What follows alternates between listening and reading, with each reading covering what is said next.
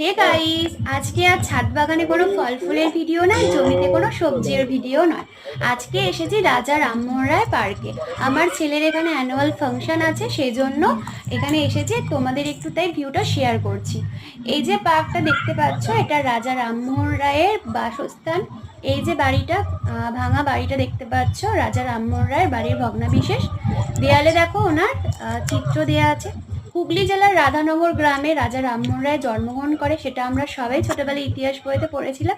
আমরা হচ্ছে সেই এলাকারই বাসিন্দা, আমাদের বাড়ি থেকে প্রায় 10 মিনিট দূরে এটা। আর ওনার যে আসল জন্মস্থান সেটা হচ্ছে এখান থেকে 5 মিনিট যেতে লাগে, অন্য সময় তোমাদের ভিডিও করে দেখাবো।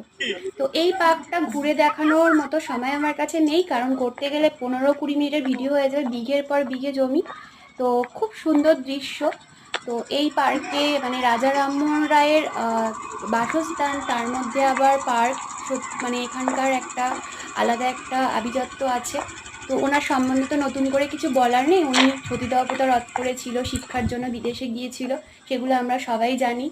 যাই হোক, এখানে দেখো রাস্তার মধ্যে একটা গাছ পড়ে আছে, গাছটা এমনভাবে পড়ে আছে, আবার সাইড দিয়ে শিকড়ে বেরিয়েছে, নতুন ডালপালা গজিয়েছে, কিন্তু এখান থেকে সরাইনি।